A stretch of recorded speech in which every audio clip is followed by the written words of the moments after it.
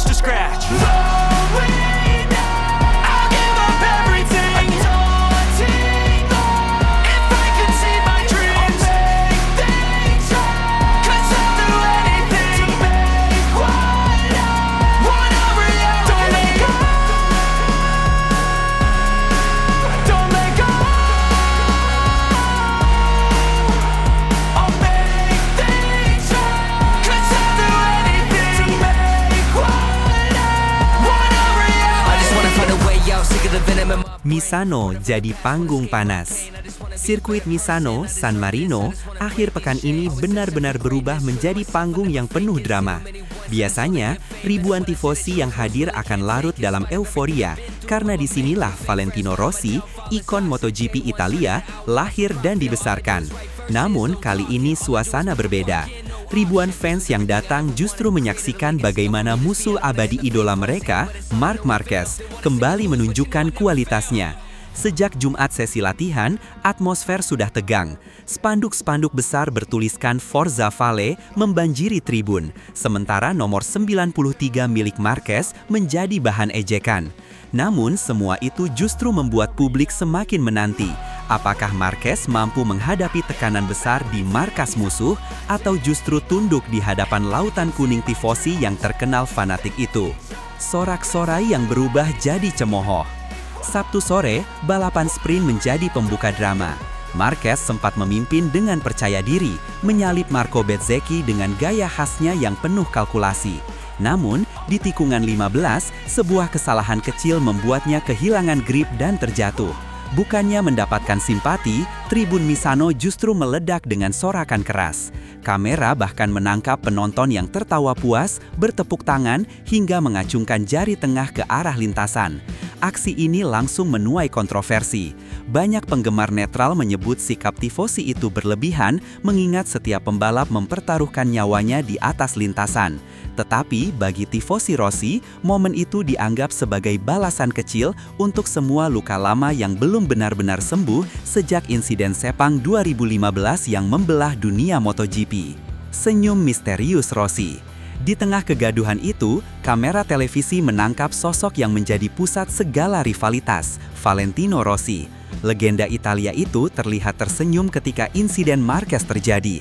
Apakah itu sekadar momen kebetulan atau ekspresi kepuasan pribadi melihat musuh lamanya kembali terjatuh di tanah kelahirannya sendiri? Publik terbelah. Bagi tifosi, senyum itu adalah hadiah kecil. Namun, bagi netral, momen itu justru mempertegas bahwa bara lama di antara Rossi dan Marquez tidak pernah padam.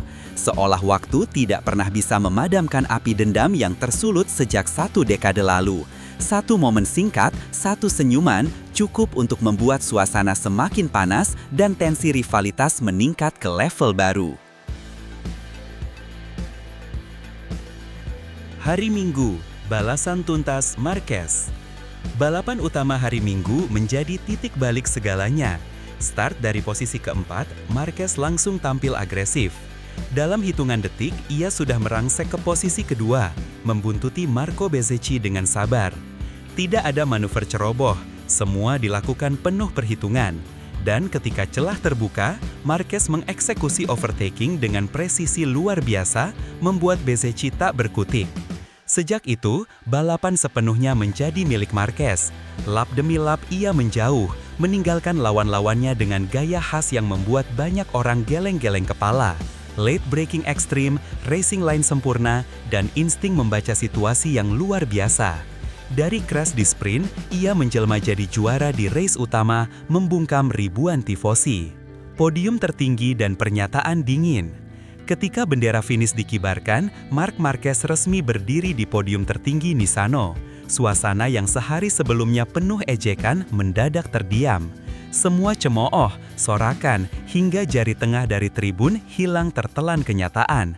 Marquez masih raja di lintasan. Dengan ekspresi dingin, ia menyampaikan pernyataan yang membekas. Cemooh bukan masalah, yang penting di lintasan saya buktikan siapa yang tercepat. Kalimat itu menjadi headline di media internasional. Bagi pendukungnya, ucapan itu adalah bukti karakter baja seorang juara.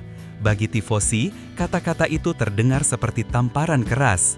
Marquez bukan hanya menang, Ia juga mengirim pesan, "Tak peduli seberapa benci kalian, saya tetap berdiri di atas podium." Pengakuan mengejutkan Luca Marini. Namun, drama terbesar justru datang setelah balapan usai. Luca Marini, adik Valentino Rossi yang kini membela Honda, melontarkan pernyataan belak-belakan yang membuat publik terperanjat. Mark memang rider yang jenius dan mengerikan di lintasan. Manuvernya rapi, overtakingnya bersih, dan saya rasa tidak ada pembalap lain yang bisa melakukan hal seperti dia, kata Marini. Pernyataan itu langsung meledak di media. Bagaimana mungkin adik kandung Rossi sendiri, sosok yang darahnya seolah menyatu dengan sejarah Misano, mengakui keunggulan rival abadi kakaknya? Ucapan itu bagaikan petir di siang bolong, mengguncang hati tifosi yang selama ini menjadikan Marquez sebagai musuh utama. Pengkhianatan atau kejujuran? Ucapan Marini langsung jadi perdebatan panas. Bagi tifosi garis keras Rossi, itu adalah bentuk pengkhianatan. Mereka membanjiri media sosial dengan komentar kecewa, menyebut Marini tidak setia pada warisan keluarganya. Namun, bagi penggemar netral, justru itulah kejujuran seorang pembalap profesional. Fakta di lintasan tidak bisa dibantah. Marquez tampil luar biasa, lebih cerdas dalam membaca balapan, dan lebih konsisten dalam mengeksekusi strategi. Sementara Rossi memang legenda dengan karisma besar, tapi Marquez menawarkan sesuatu yang berbeda, kecerdasan balap yang sulit ditandingi. Dengan komentar itu, dunia MotoGP seolah dipaksa untuk menghadapi kenyataan pahit. Bahkan keluarga Rossi pun mengakui kualitas Marquez. Casey Stoner tambah panas. Belum cukup sampai di situ, mantan juara dunia Casey Stoner ikut menambahkan bumbu panas. Ia menyebut crash Marquez di sprint bukan sekadar kesalahan, melainkan bagian dari strategi besar. Menurutnya, Marquez sengaja membiarkan Bezzecchi menang di hadapan publik Italia demi menciptakan drama lebih besar di seri Mandalika, Indonesia. Mark biasanya tidak pernah memberi ruang, tapi kali ini saya melihat ada momen di mana ia memilih dorong sampai batas maksimal. Saya yakin ada rencana besar di balik itu semua, ujar Stoner. Publik pun terbelah. Ada yang percaya, ada yang menganggap itu teori berlebihan. Namun satu hal pasti, komentar Stoner membuat api rumor semakin membesar. Ancaman emosional Rossi. Di tengah hiruk-pikuk itu, Valentino Rossi akhirnya angkat bicara. Ia melontarkan ancaman emosional yang membuat tensi semakin memanas. Jika Marquez berani kunci gelar di Misano, saya akan membencinya selamanya, tegas Rossi. Kalimat itu langsung jadi sorotan utama. Bagi Rossi, Misano bukan sekadar sirkuit, melainkan rumah sakral. Bayangan rival abadinya merayakan gelar di hadapan tifosi dianggap sebagai penghinaan pribadi. Pernyataan Rossi seolah membuka kembali luka lama sejak insiden Sepang. Meski sudah pensiun, emosinya terhadap Marquez tidak pernah benar-benar padam. Kata-katanya membuat atmosfer semakin panas, seakan api rivalitas itu akan terus hidup meski waktu terus berjalan. Era baru MVP.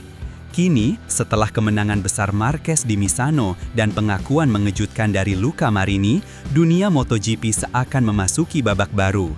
Rivalitas lama antara Rossi dan Marquez kembali memanas, tapi kali ini dengan bumbu tambahan. Keluarga Rossi sendiri ikut mengakui kehebatan sang rival. Publik pun bertanya-tanya, apakah ini tanda bahwa era baru telah dimulai? Misano 2025 bukan hanya soal siapa yang juara, tetapi juga simbol transisi generasi. Dari Rossi sang legenda, ke Marquez sang jenius modern.